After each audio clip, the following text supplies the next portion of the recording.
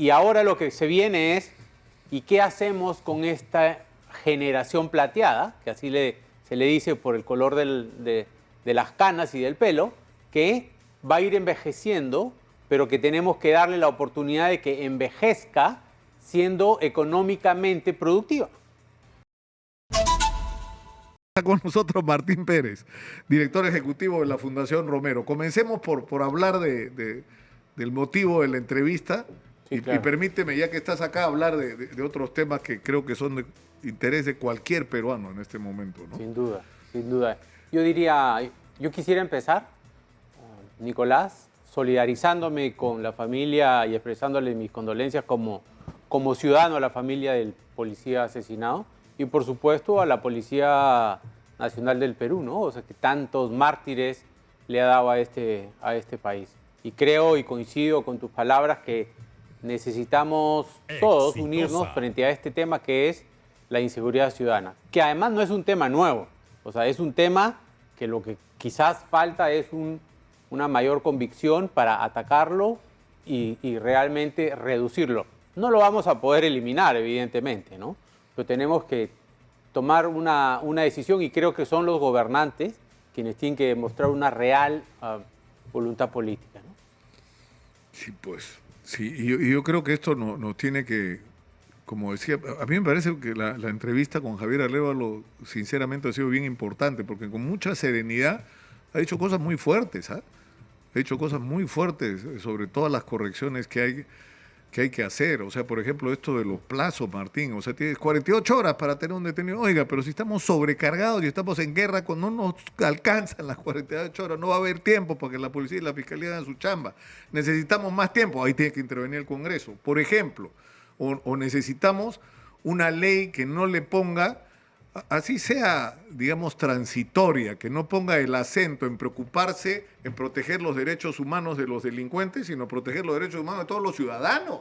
Tal cual. Y por lo tanto, la posibilidad de acción efectiva de la policía, y eso implica un endurecimiento, que va a haber un costo colateral, vamos a pagar un precio. Vamos a pagar un precio por eso, pero es el precio que se paga en una guerra si es que la quieres ganar, ¿no? Ahora, evidentemente el tema de la inseguridad es un tema multidisciplinario. No es solo la policía, no es solo la fiscalía, es también qué enseñamos en las casas, qué enseñan los padres, qué enseñan los colegios, darle oportunidades a los chicos que salen de los colegios y de los institutos y de las universidades. Y ahí creo que, o sea, empezamos ya a hablar, podemos hablar de política, porque podríamos decir, oye, necesitamos más inversión. Lo único que de verdad quita o desaparece la pobreza de una familia es que el papá, la mamá y los hijos tengan empleo. Y entonces ya no hay esta cantidad enorme de ninis, de chicos que ni trabajan ni estudian, claro, que caen también en esta situación problema, por de ejemplo, en El delincuencia, Salvador, ¿no? ¿no? Yo me pregunto, ¿qué va a pasar después? Han metido preso a miles de gente, ¿qué va a pasar luego? ¿Y qué pasa con los jóvenes, no es cierto? Como tú dices, porque si en algún lugar el fenómeno de los ninis está extendido, o sea, de los que ni estudian ni traen, en Salvador, ¿no? Que es tremendo, o sea, falta oportunidades de todo tipo para los chicos. Pero además desmitificar un poco lo de Bukele, ¿ah?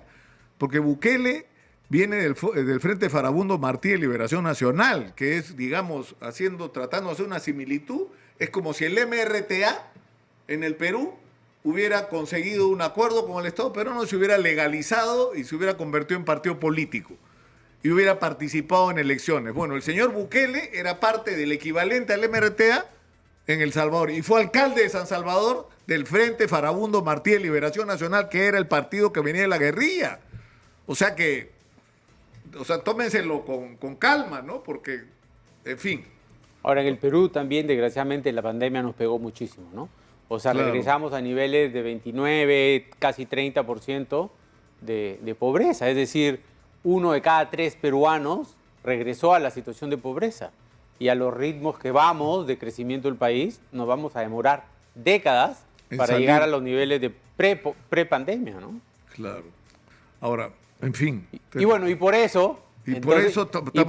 Claro, porque acá se plantea un asunto bien importante. ¿Qué es lo que se puede hacer? O sea, yo creo que ya tenemos que salir del capítulo de quejarnos de lo mal que están las cosas y de entrar a dos temas. Uno, el diagnóstico de los problemas que hay, que yo creo que están bastante claros, pero sobre todo de ponernos en acción. De hacer cada uno donde esté lo que pueda para cambiar esta situación. Sin duda.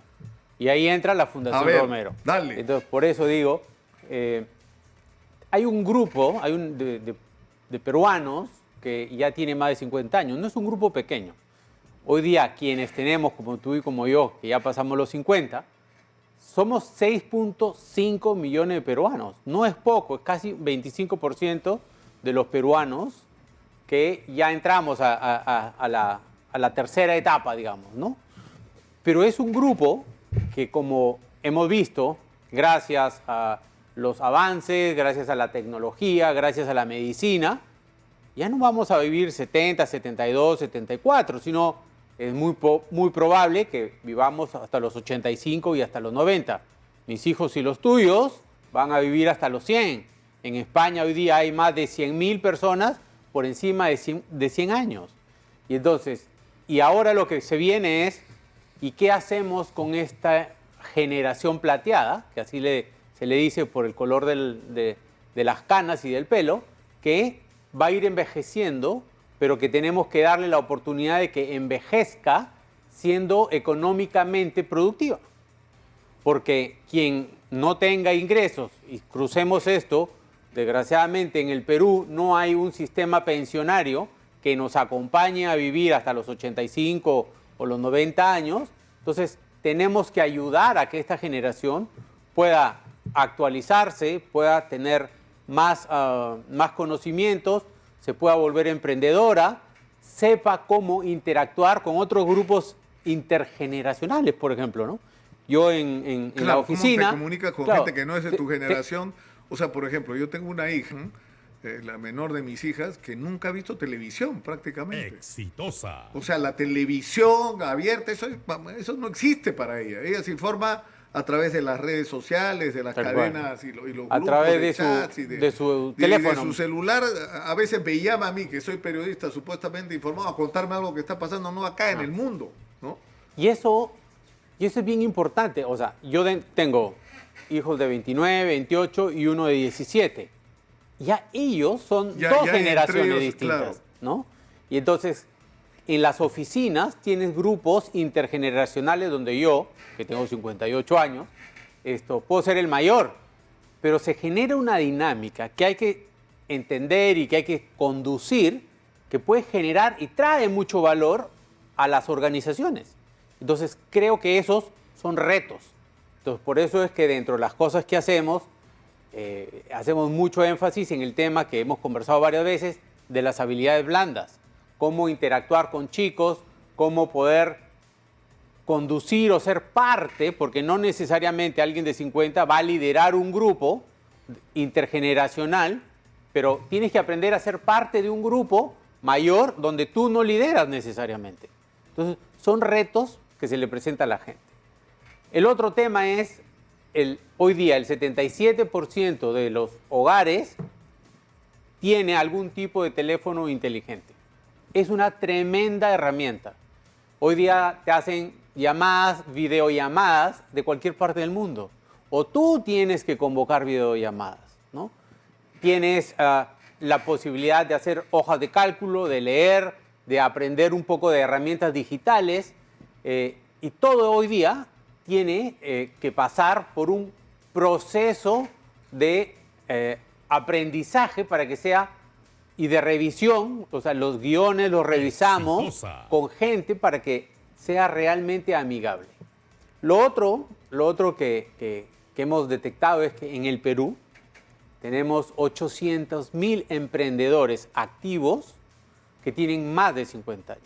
Y entonces, ayudarles a empezar un emprendimiento a quien tiene más de 50 años no es fácil, ¿no? Lo otro que vemos es esta necesidad de hacer lo que se llama reskilling, de reentrenarte en lo que ya tienes. Resulta que hoy día empiezas a entrenarte en los nidos muy tempranito, estimulación temprano, pero de repente como que hay un grupo de una generación que terminó el colegio, terminó la universidad y no ha vuelto y no se ha a entrenarse. actualizado y el mundo ha Tal cambiado cual. y entonces, todo. eso es lo que hay Claro, que pero retomar. fíjate qué interesante esto que planteas, porque acabamos de estar con el presidente de la Corte Suprema, Javier Arévalo, que uno de los temas de los que hablaba es de la necesidad de la modernización en el sistema de justicia, lo cual supone el simplificar los procedimientos e introducir la electrónica, la informática, es decir, ¿no? Que no se maneje el papel, digamos, ¿no? Pero eso enfrenta una dificultad, ¿no? Él dice, bueno, hay algunos que no les conviene porque ahí se acaba el negocio, ¿no? Porque las posibilidades de corrupción con el expediente electrónico prácticamente se anulan. Pero hay otros que son la mayoría en realidad de los que se resisten, que en realidad no tienen un manejo, tienen miedo de entrar a este mundo que no conocen porque no están armados con las herramientas para entrar en este mundo. Bueno, yo ¿no? escuché la entrevista y decía, por ejemplo, el uso del video, ¿no? Cuando Claro. un delincuente se da cuenta que está en un video, o sea, ya no apela, reconoce su culpabilidad. Todas estas son herramientas digitales. El manejo de redes sociales, ¿no? Mi madre es muy activa en una red social como Facebook, pero es bastante más activa que yo, pero hoy día Facebook puede representar un porcentaje muy alto de la forma como la gente se comunica y cómo hacer negocios. WhatsApp también es una red social muy, muy importante que la gente hoy día hace negocios. Y así podemos seguir hablando. Entonces, creo que hay que dar herramientas digitales, hay que dar herramientas de reinserción laboral, cómo me reinserto, cómo busco trabajo nuevamente, cómo puedo actualizarme y cómo puedo también tomar nuevos rumbos. O sea, porque puedes decir, oye, yo ya no quiero seguir haciendo lo que he estado haciendo durante 30 años, quiero probar algo más. Y quiero probar algo más significa un proceso, un método en el cual tú también debes, digamos, aprender y luego seguirlo para ser exitoso. Y finalmente, yo creo, no tengo duda, que la gente también va a volver a ser empleable, Nicolás.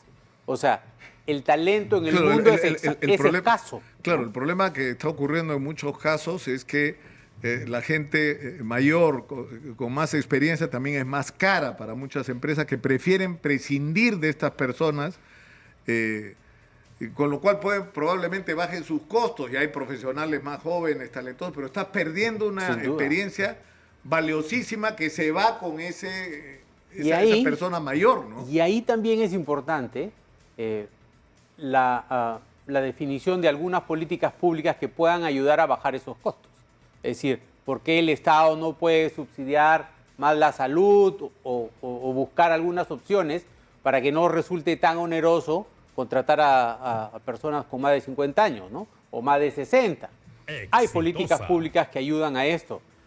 Uno de los problemas que vemos en el mundo es que quienes contratan son chicos que hoy día pueden tener 30, 35, 40, 45 años y difícilmente se les ocurre contratar a alguien de 50 o de 60, ¿no? O decir, voy a contratar a mi papá, no, quiero contratar a alguien que sea mejor que yo, que sea como yo, alguien de 35, de 40, 45. Es más fácil comunicarte porque manejas los mismos y lenguajes. Nos entendemos más fácilmente, ¿no? Pero la escasez de talento que hay hoy día en el mundo tiene que ser acompañada por la experiencia. O sea, lo que tiene alguien de 50 y de 60 es una experiencia que muchas veces los chicos, y mis hijos, ¿no? Le dices, no hagas esto porque yo ya lo viví, y lo vuelven a hacer y se vuelven a equivocar. O sea, la experiencia no es algo que tú puedas pasar a otros. ¿Cómo va a funcionar esto? Porque, o sea, ustedes tienen un acuerdo es la Fundación Romero, el Mintra, el Ministerio de Trabajo y el Banco Interamericano de Desarrollo. Sí. ¿Ya? Y son, ¿cuántas becas? Son 100.000 becas en cursos virtuales. Sí. Pero ¿cómo puedes acceder a estas becas? Sí. O sea, la gente que nos está escuchando... Tienen que entrar a becas.gruporomero.pe y ahí van a encontrar diferentes convenios y tienen que poner, quienes quieran acceder a becas de más de 50 años de generación plateada, entran y le dan clic en el icono de generación plateada. Es muy fácil poner tu nombre, tu DNI, las cosas más básicas que hay y accedes. Son becas que tienen cero costo, importante, o sea, que no tienen un tiempo límite y creo que eso es una ventaja de que sean virtuales. Y ahora te cuento qué vamos a hacer porque la gente de 50 años también necesita un acompañamiento. Lo bueno de la virtualidad es que accedes de donde quieres, de donde estés, a Sí, la hora claro. que tú quieres, paras, Exitosa. continúas, vas a tu ritmo, pero lo que hemos detectado es que la gente, ya hemos hecho un plan piloto con el BID, donde hemos capacitado a 4.000 personas. Y entonces, a veces la gente requiere un acompañamiento más cercano, que no sea 100% virtual, y tendremos dos webinars semanalmente para que la gente pueda acompañarse de un tutor, digamos, ¿no? Porque yo le pregunto también a mis hijos, oye, enséñame esto del teléfono, ¿no? O sea, los teléfonos tienen una potencia enorme para comunicarte, pero además también para que te sirvan como herramientas de trabajo, ¿no? Y por qué no para herramientas de negocio también, ¿no? Claro, ahora, está fantástico esto, sinceramente, ¿no? Porque hacía tiempo esta señora Temple, me acuerdo que hablaba de este tema hace años, no sé si tú te acuerdas. Inés. Inés Temple decía que había que cambiar esa visión de que la educación terminaba, en el mejor de los casos, cuando acababas la universidad o cuando hacías una maestría o un doctorado. Que la educación tenía que seguir porque Tiene los que ser requerimientos continua. del mundo moderno te obligaban a seguir educándote. O sea, Así es. que tenías que tener el concepto de que la educación era para toda la vida, ¿no? No, y tú... Ahora, lamentablemente ese concepto no fue convertido en política de Estado, ¿no es cierto? Esa idea, ¿no? Tiene que acompañar el Estado. O sea, tú terminas de aprender Excel, PowerPoint, Canva, hay un montón de herramientas nuevas y ya empezamos con la inteligencia artificial. Y ahora la inteligencia artificial va a servir para mucho, se va a llevar, o sea, la modernidad se va a llevar muchos trabajos que van a dejar de haber, pero también va a generar muchos otros. Y esas son oportunidades también que hay que tomar, que serán oportunidades no solamente para los jóvenes, sino los no tan jóvenes también podrán entrar. Quisiera Exitosa. terminar, está clarísimo, ¿no? O sea, entras a la web de Fundación Becasgruporomero.pe. becasgruporomero.pe y ahí está la Y ahí vas a generación entrar, plateada. sí, generación plateada. Quiero aprovechar, no puedo evitarlo, ha sido ministro, ha sido dirigente empresarial, Martín. ¿Cómo salimos de esto? Te pregunto. O sea, acaba de estar acá Roberto Sánchez, que con el tema de que hay que adelantar las elecciones, dijo, ya hermanito, adelantamos las elecciones, ¿quién viene? ¿A quién vamos a poner? ¿A quién le podemos transferir nuestras esperanzas, nuestras ilusiones? Es un problema nacional. A ver, yo O sea, la gente no está contenta con lo que está viviendo, pero no ve una No. alternativa. Yo creo Confiable. que la gente le ha perdido mucha fe a los políticos y desgraciadamente los políticos terminan siendo los dirigentes que deciden el futuro del país. Entonces necesitamos una nueva generación de políticos. Yo no estoy de acuerdo con que venga alguien que no sea político y que no haya hecho nada, porque hemos tenido varios casos así y no nos conducen a nada bueno necesariamente, ¿no? Tenemos que escoger bien a nuestros dirigentes. Es como, digamos, es un club de fútbol y depende mucho del dirigente, del entrenador y de los jugadores. Pero si la política lo que requiere es talento. O sea, escojamos los mejores. Eso es número uno y no tenemos hoy día. No tenemos, digamos, en la política el mejor talento que podríamos tener. Lo segundo, y yo soy un convencido y tengo quizás una deformación, es necesitamos generar confianza para que venga inversión, no la grande, y la pongo un ratito ahí, sino la mediana y la pequeña que genera mucho trabajo. La grande hay que darle un marco sobre el cual sienta que son estables, que no se le va a cambiar las reglas de juego y va a venir. El Perú es tan rico, tan vasto, es un país tan noble que la inversión va a venir, pero necesita un mínimo de confianza. ¿Y qué es lo que necesitamos? Crear trabajo. Más inversión es más trabajo. Más trabajo es menos pobreza. Y una familia donde el papá, la mamá y los hijos acceden a trabajo de manera permanente, sale de la pobreza, Nicolás. Más allá de los programas sociales, que bienvenidos sean, pero lo que generalmente la derecha y la izquierda reconoce como la fuente de la riqueza es el trabajo. O tal vez por lo que hay que partir es por reconocer que los partidos, tal como los conocemos hoy, ya cumplieron su rol y fracasaron porque esto es lo que tenemos, y que hay que generar una nueva clase dirigente en el Perú que tiene que salir de la propia sociedad. Pero en fin, ya habrá tiempo para hablar sobre eso, Martín. Un gusto Encantado, tenerte aquí muchas gracias. en Exitosa. Muchas gracias por estar con nosotros.